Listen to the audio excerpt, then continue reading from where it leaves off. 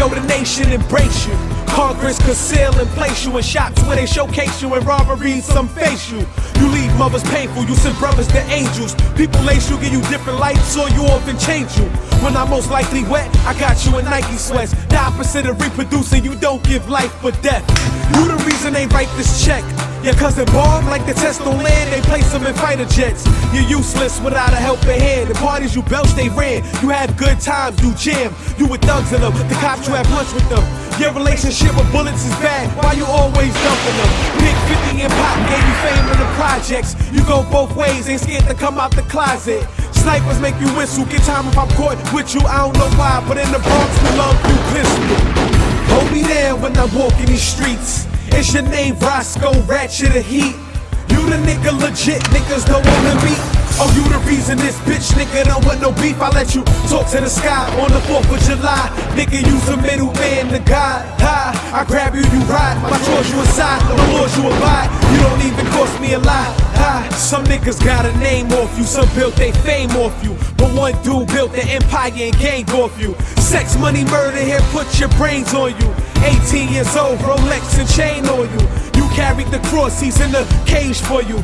We feel your pain, the borough claim for you. Top spot, got a place for you. What you lost, we chase for you. This ace for you, to the face for you. We poly this gangsta Gotti shit. Hurt you got a flick of that Cosby bitch in your cell. Bad body miss, but they wait. Why they bitch, why they snitch, why you out, why he's in, motherfucker, why is this? You should've been a cell phone, nigga, wireless. Why die snitch, why get involved, nigga, why the risk? $1 million at 18, he's official. If you don't know who I'm talking about, motherfucker, it's pistol.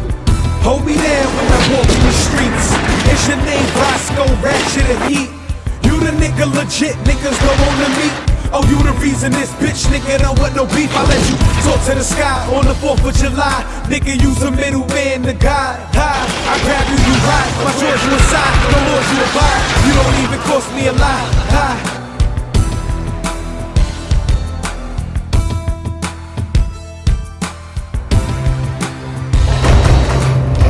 What's up, y'all? What's up, y'all? What's up?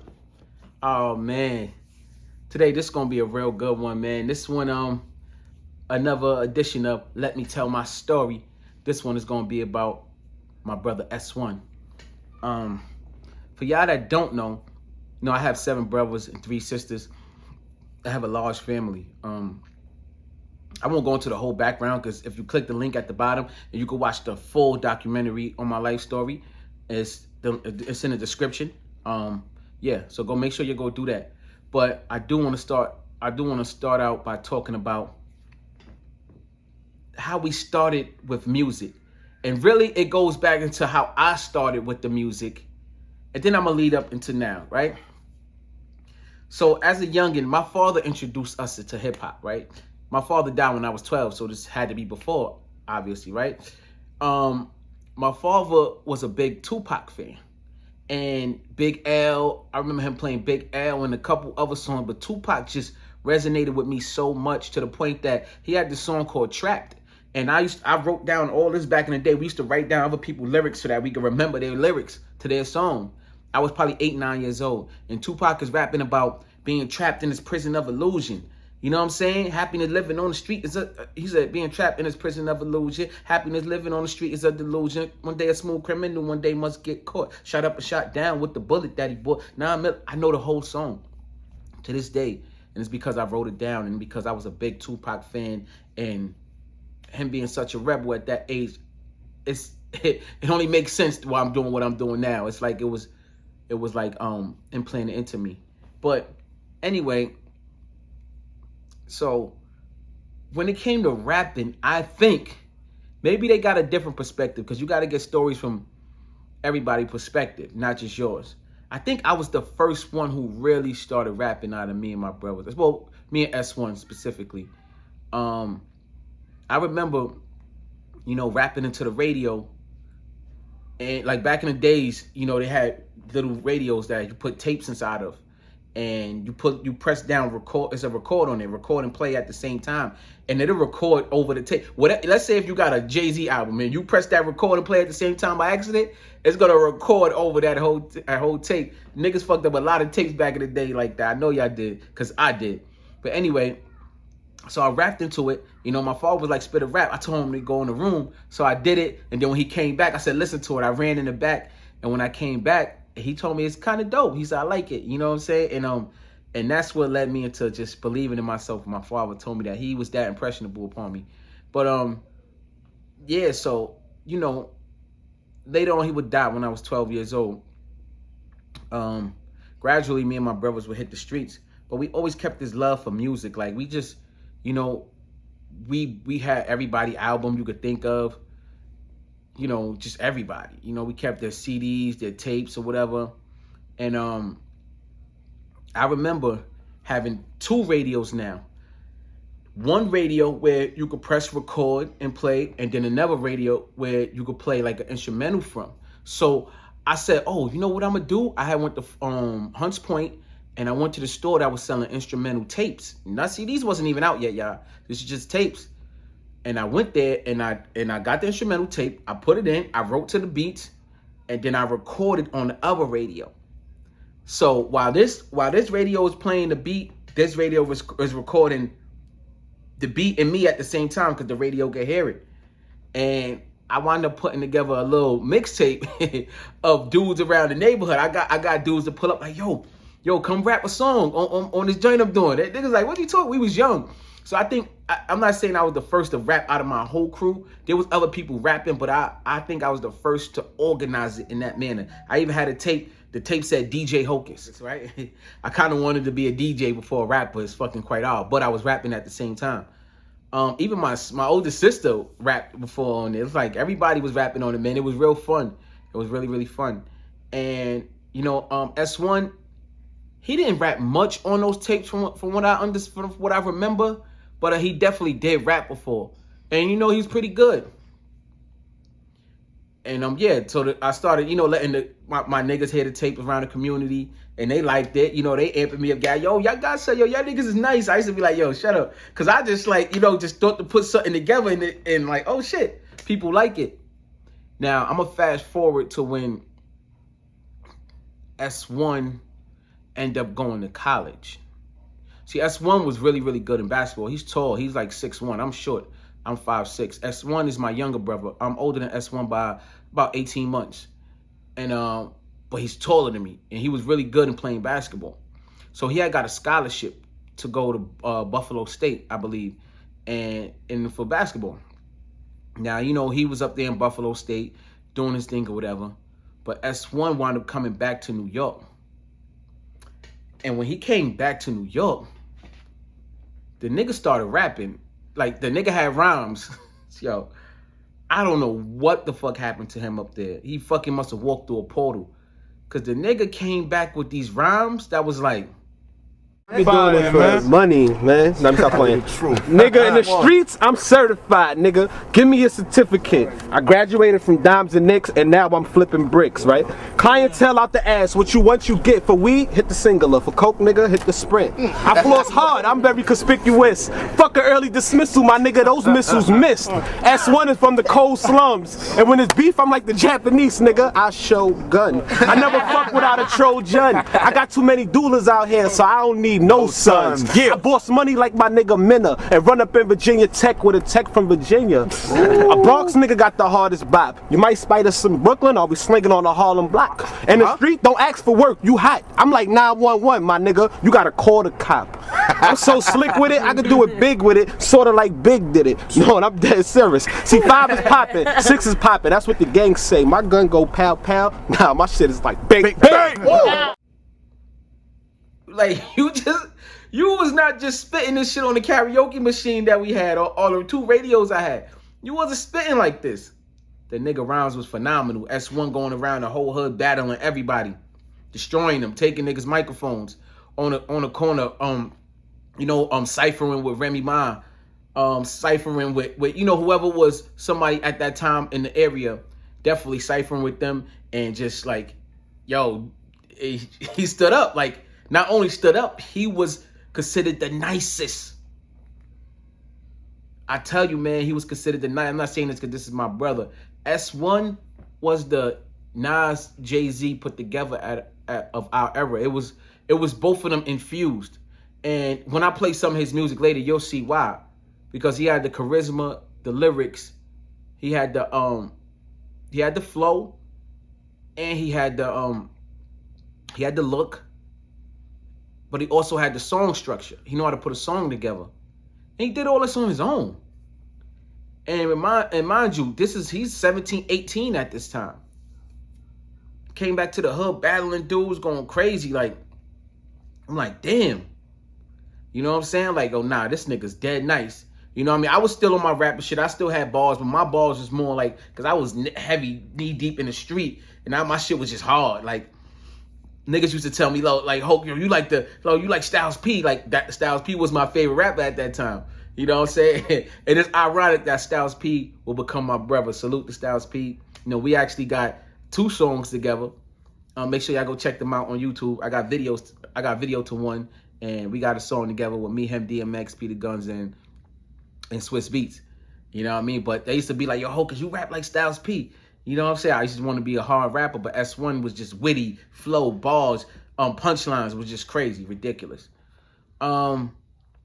We would end up starting a rap group called Kings of the Castle. I'm not going to get into the whole King of the Castle story because I have another video for that, but we would end up starting a rap group called King of the Castle. It would go stupid in the hood. Don't down him, crown him the #1 spot. S1, #1 rapper in the Bronx. Yes, son, elected by the people. I'm hot, no question. Rise like erection while you're rotting hell, man. Tell Tat Boy S1 to kill him. Flow so sick, no way they could cure him. Got an upset crew that'll take care of them. A lot of MCs diss me, don't hit them. Them my children and daddy take care of them. Got pop a pill, pop my still, the realest one. Last of the extinct kind. I crossed over to receive and sink shine. Looking wanna be me, but jealousy intervene. You arguing with fiends while I'm having tea with the queen. I hurt your career. Stupid. Like, as soon as we started it, it was me, Ty Skrilla, One Man Gang, Remo the Rap Star, S1. The hood instantly, like, gravitated towards it, started supporting. And yeah, it became a big movement, for the area, the 10473 especially Castle Hill projects. It was really, really big. I mean, we made stickers, I'm gonna get into the King of Castle story in another video, but I want to really specifically talk about S1. So while we making noise throwing Kings of the Castle, and S1 is going everywhere, destroying niggas' mics, of course, you got other rappers from other neighborhoods who nasty too, who actually at this time had more exposure to S1 on these DVDs and all that. Like, they was out there already more. But of course, when you known for having that talent on that microphone with those bars, you know what I'm saying, and you feel like you that nigga, you gonna go up and step up to challenge anybody. And if you think you nice, you're gonna accept that challenge. So S1, I remember he battled Corey Gunz. Shout out to Corey Gunz. That's my brother too. And what happened was, I think we got a call that Corey was at Stevenson Commons, and this is around the time battling was heavy, and Corey was known for having a crazy microphone. You know what I'm saying? And we thought S1 was the fucking greatest in the world. So we went down there, and we didn't record it, but they went 3 rounds, and it was a good fucking 3 rounds. It was a great battle. I'm so mad that that's not recorded, because that's fucking classic. Being who they are right now. You know what I'm saying? Shout out to Corey Gunz. And it was a beautiful moment, man. S1 won the battle. And I'm not saying that because that's my brother. I mean, the judges who judged that? I think it was Rock. I think Rock judged that. You know what I'm saying? And probably Rock and somebody else. I can't really remember, but S won the battle, and the judges actually gave S the victory for the battle, but it was a good battle, and Corey is still a fucking dope-ass lyricist. S also, I remember one time we went to Harlem. My cousin Sat was in Harlem, and he was, my cousin Sat is from Harlem. And I forgot exactly how it happened, but I know he called us to come down because Murda Mook was down there. And at this time, Mook was the nigga. Like, Mook was that nigga. Like, you know what I'm saying? If you battle Mook, like, you would get some exposure. You know what I'm saying? And if you could flame Mook, you probably would have been on top. He had the crown when it came to battle rappers. He was all over the smacks and all that.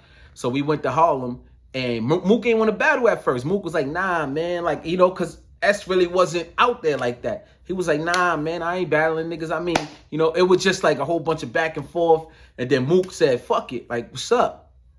So S1 went first. He started spitting some shit. Boom, boom, boom, boom, boom, boom. No, who went first? No, Mook went first. Mook, wait, hold on. Okay, S went first. S1 did go first. S1 went first. He started spitting some shit. Boom. And then he came to some punchline. The crowd went crazy. Oh, everybody in Harlem. I forgot what block he was doing. Niggas went crazy. You know what I'm saying? They're like, Mook's in there like, all right. Then Mook go. Mook start going crazy. Boom, boom, boom, boom, boom, boom, boom, boom. Boom, start going crazy. Everybody went crazy. He spit some punchline. Everybody, the same shit. Like, this is a good ass battle. But Mook tried to keep going, and I'm like, nah. Yo, y'all stopped when S was spitting. Niggas went crazy. Y'all stopped them, and they was like, nah. He stopped, and it was like, nah. And it started turning into a little commotion, and you know, and then we were just like, yo, it got like, it wasn't really hectic like it was gonna go down and nothing, but I remember it being a little commotion to where niggas was like, fuck the rest of the battle, and you know, we actually did record that one, but we lost the camera because of some dumb shit. I'll probably tell y'all this story. Police took the camera because we got locked up. I caught a fucking dumbass case. Police took the camera because they thought we was filming it, and they kept it as evidence. So, you know, Manhattan DA actually got some classic footage that they probably gonna make a lot of money off right now. Hope y'all fucking give it back.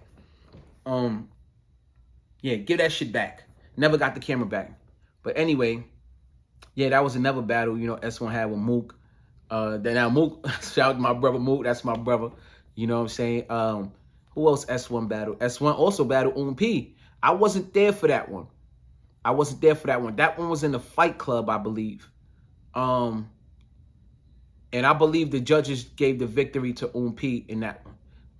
But I heard it was and that one wasn't recorded either. So I never even got to see that one. I was doing something. I probably was out of town. I was doing something that I couldn't make that one. I was tight that I couldn't make it. But they said that was a great battle too. And y'all already know my brother, New Bronx City. You know what I mean? BX, what's up? You know what I mean? But I just wanted to let y'all know that S, when he came out, and he came back from college, and he came back ready. That nigga will write books.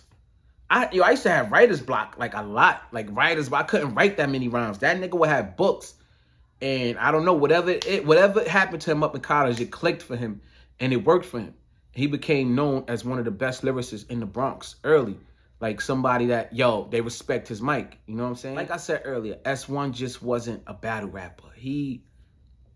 What made him stand out from the battle rappers is that he has song structure. And his like very good song structure though. Conceptual music. He picked good beats. He flowed to each beat. He matched the flow. It wasn't one flow. Like the kid is just good at what the fuck he good at. You know what I'm saying? Like S1 was just good at it. And we was like, although I'm the one who kind of like was the one who started out like, let's pushing the music. He was the one. And I would end up getting locked up. And I spoke about this before. I end up getting a shootout in my projects, and I would have to go do a year. And while I'm doing this year, the group Kings of the Castle broke up, but S1 kept it going. He kept it going. And even to the point where while I'm doing a year in Rikers Island, he like, listen to the radio tonight. And I believe it was DJ Envy played one of his songs, and I was like, we moving, damn. Like, I was super proud, like, I'm in here, but he kept it going. So I come home now, and now I get to see the work that he did. And he did a project called The Bronx Tale. And this shit was just amazing. It was a DVD with a CD, and he did a couple videos to them. And it was just amazing, man. He had one song called Little Nigga. Little Nigga made me really, when I seen that, I was like, nah, this dude is really on another level. We got something here that can go really, really big. you know, he could be one of the biggest artists. You know what I'm saying? Because dudes wasn't doing that. Everybody just wanted to be the super hard, dope spitter. You know what I mean? But he was, you could tell he was a thinker. That's why I said the Nas part come from in that aspect of it. You know what I'm saying? And you got to remember, S1 was doing all this when he was 19 years old. I wanted y'all to keep that in mind. This is all shit that he was 19. He had a mixtape called Who Knew. He was 19. Oh my God. Bunch of freestyles was just like ridiculous. It was like nobody was spitting like that. I'm sorry to say, none of y'all was spitting like that. That's his age, around that age. Yeah, so little nigga, that made me put him on a different pedestal. Like, nah. You know? So we running, me and S1 is running around now. He had a dude named Crybaby managing him at this point. And me and him is running around with Crybaby. S1 will wind up doing a few more songs. You know, Crybaby is the one who got him on the radio with Envy. And, you know, that right there really just, that, I don't know exactly what happened, but Crybaby really didn't just work out. Or what I believe, Crybaby maybe got locked up or something like that. So S1 still kept grinding, and we running around looking for management, looking to get on. Like, yo, we were just, you know, out there just trying to get on. Like, we didn't really have no guidance. We just knew we had some dope fucking music. And we had one of the best artists that the world need to hear. So we S1 will run into Red Child. Shout out to my bro Red Child. And Red Child, you know, he's very familiar with my area and what we came up under. I was actually, before that, I was actually in Kingston with Red Child, you know, years before. I used to be up there getting money in Kingston, New York. And Red Child was also up there, you know. So when S1 ran into him, you know, they spoke. He hollered at him. And Red Child would end up managing S1. Now, when Red Child started managing S1, his buzz got a little more out there because Red Child is, you know, he's a distributor for all the CDs. This one CDs was real heavy. Now Red Child got S1 on all the mixtapes. Red Child, you know, is pushing S1 on the DVDs. Now people starting to really see like, oh, this nigga's nice. And it was getting a little crazier. Like, yeah, now it started feeling like we was in the building. You know what I'm saying? Or at least headed towards the building, and we was getting more of a buzz. And while S1 was doing that, I was still doing my rap shit in the hood, and I made a few songs, right? And the S1, while I was locked up, S1 also met, he also expanded his horizons. Like, he started messing with Gio. Shout out to my man Gio. Gio was the videographer who did damn near all of our videos. And he met P.O. P.O.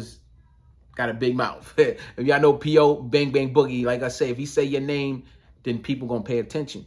You know what I'm saying? And, you know, P.O. was also, you know, he loved what S was doing, and he was also helping, trying to push S or whatever. So S introduced me to P.O., and when he introduced me to P.O., P.O. heard what I was doing. You know what I mean? He heard my music like, Hulk, I didn't know you was nice like this too. I was like, yo, bro, I've been doing it. You know, S is just the, you know, he the one right now. You know, he was like, yo, Hulk, you need to push your shit too. So I started shooting videos, and Gio the same way, like, nigga, you need to work, nigga. You got some shit. So Gio and P.O. was really the ones who pushed me to start doing my music. So as I'm doing my music, we all still know we getting a little buzz, but we need a little more to grow. And me and P.O. was just sitting in the car one day, and we was like, yo, we drunk. He comes up to Castle Hill, and we picked up B Skills. Shout out to B Skills. He's the one who actually made the logo for, you know, Hocus for a Fifth, my Hocus for a Fifth logo. That's my bro. And P.O. was just like, yo, we need a movement to bring back the Bronx. And I was like, word, yo, let's bring it together, bro. And he was like, yo, I got it. I know what we're going to call it. I'm like, what? He was like, Bang Bang Boogie. I was like, yo, that shit sound gay, bro. He was like, nah, Hulk, I'm telling you. And we asked B Skills, what you think? He like, yeah. I was like, you know what? And that's how Bang Bang Boogie was created. And then, as y'all know, or I'm gonna tell y'all if y'all don't know, you know, Bang Bang Boogie, while we was doing it, our buzz was going crazy. And you had people like Cameron interested and wanted to fuck with S1 and fuck with me. You just had, you know, everybody knew when they looked at Bang Bang Boogie that S1, he stuck out like a sore thumb from, like I said, from everything, the charisma, the flow, the style, the look, you know what I mean? Just, you know, he had it Whatever it was, he had it. And, you know, 6 months into Bang Bang Boogie, we made the Billboard magazine. And, you know, S1, along with myself and 20-something others, will end up getting indicted for my projects as a conspiracy. And like I always tell people, man, right when we was on the brink of stardom, you know, they snatched us before. They didn't even give up. Like, you know, I say we was the ones before Bobby Shmurda who really caught that. But they got a chance to blow and tour and do their thing. They didn't even give us that. They came and got us. Boom. You know, 50 Cent was co-signing us. I think they seen that. It was like, let's put a stop to this now. And, you know, I end up, you know, S1 ended up going to trial and blowing. And he's in, you know, he's on his way home now. He's upstate New York in prison. He was on the brink of hitting it big in the world of music. He certainly was, but for the last 7 years, rapper S1 has been behind bars. Lisa Everstow went to one of New York's most notorious prisons to get an exclusive story. And she joins us now with more on the downfall of S1. Hi, Lisa. Hi, Steve and Derry. Well, there is no question his hip-hop dream was cut short, but S1's story is far from over. With the help of his devoted family and after months of negotiations with correction officials, we got permission to bring our camera behind the high barbed wire walls of Sing Sing maximum security prison.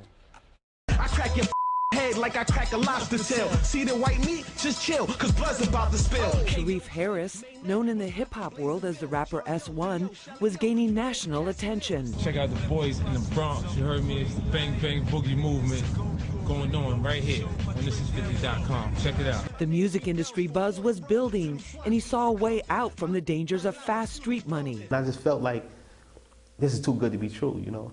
Things are just going perfect. Harris grew up one of 10 children in the Castle Hill public housing development in the Bronx. In 2008, he was one of 19 people indicted on a drug conspiracy case allegedly run by the sex money murder blood set in the very place he grew up. Before it used to be buy and bust. Now it's the conspiracies. Harris pleaded not guilty, but a jury disagreed. He was sentenced to 19 years behind bars.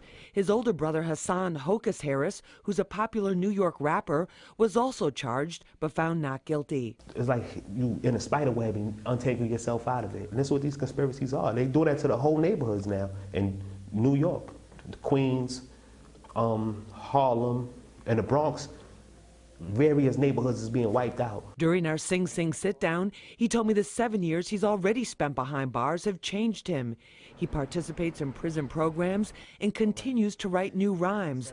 At my request, he spit a freestyle for us. That 4 words to the youth of ours: keep it real with yourself and speak the truth to power. Stay sharp, because this world could use you now. And with that said, I believe the future's ours.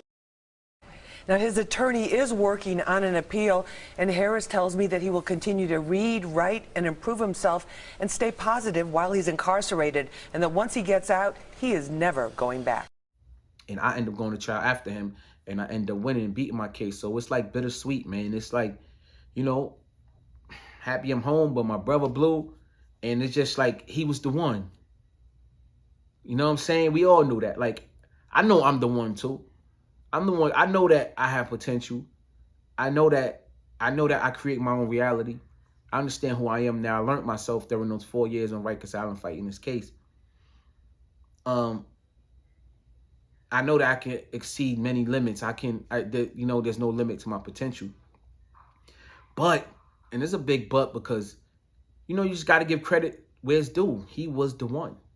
He had everything, the makeup of a superstar, like naturally, like it was just like, and they took away our superstar, man. And I had to do this piece on my brother S1 because he's on his way home, and I want him to, even though he's been in there right now, make 14, 15 years. I would love for him to come home and continue his music career, because I know he still got, his rhymes are still even more crazier. Like, dudes still ain't rapping the way he rap.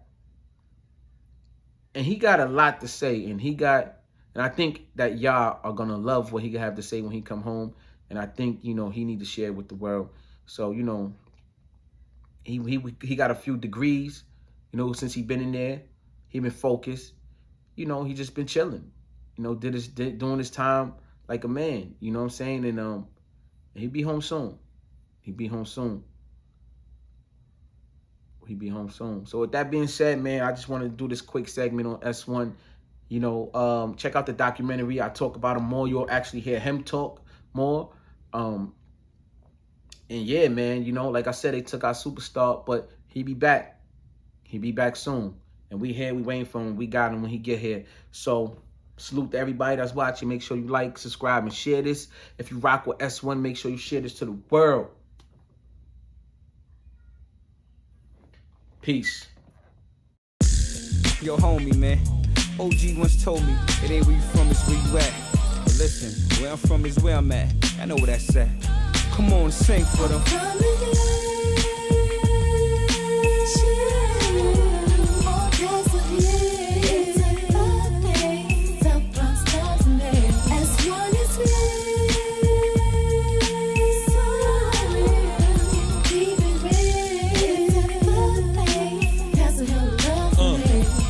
If you're shining, expect intruders. They try and connect the shooters. That's why I lecture reckless shooters after they text they Buddha. Rumor has I'm in the Fed's computer. J. Edgar Hoover scared me more than that nigga Freddy Krueger. Federal badges, a terrible past. The snatches off the street, police raid credible pads. Got rich when I blessed the coke. My domestic gross is worth more than that guy who led Mason bet to go. Y'all got big balls with no testicles. Partners in Mexico won't shake your hand, they're inaccessible. A business mind turned the block into an enterprise. Actually, sadly, I tell you that I invent the pie. Hustle along a borderline, a rich border grind. Avoid a 49 after I unload a rhyme. Grab the Pyrex, it's baking soda time. The flow divine, my backyard be looking like the kosher line. Tore chips in the air like we broke the poker spot. I sold a block of coca up in Hocus spot. Y'all niggas smoke y'all pot and plot. It will not happen, come try. Leave your chest filled with red polka dots. Mission attained, so more coke than Missy remained on top. You'll get lynched for mentioning names. Nowadays I get in the plane to stick my dick in the dame. Above the clouds while these niggas getting drenched in the rain. Feel good when the rent paid and have a kid's day. Every 10 days laughing cause I ain't finished the 10th grade. I made it when nickel plated missile singing the pistol cadence. Piece the pistol sitting in the judicial patient. Never complaining cause we know the risk. I'm in the game until I'm old and stiff, but wait, get a hold of this. Let my man control the strip as I wrote this shit. My goal switch when I grab the microphone to spit.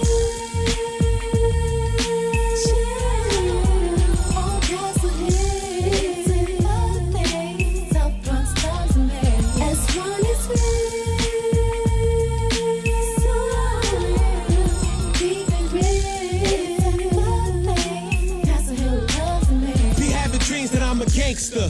Tony Montana stance, exchanging with Spanish friends, kilos for rubber bands, a green cash with steam has, never touching the weed stash, offering help and support to any weak ass, trips to Miami for family, annually running into the police and speaking in profanity, rocking Picos on the East Coast, dodging the Rico, serving people, dealing with more paper than Kinko's, Lex Coupe with fresh shoes, poverty now we rescue, flying high in the sky while they inhaling the jet fuel, Henny and bacon eating on any occasion, celebrating but giving back, no pennies is wasted. Don Perry absorbed when thinking of longevity, create jobs so we won't. Never had to pawn Jerry. On the contrary, I'm calm really. Never had to see my aunt Terry. Just bought them a long ferry. Baby sis can't sight a house in her radius. Congregate on New Year's, drinking beers and exchanging gifts. Living lavish, 10 carats, my brothers have it. Silk fabric from my parents, imported from Paris. The American dream, how magnetic it seems. Inherit the scheme from a Hollywood scene. So let's toast to the good life as they load their good pipes. Smoke your brains away as I escape the hood life.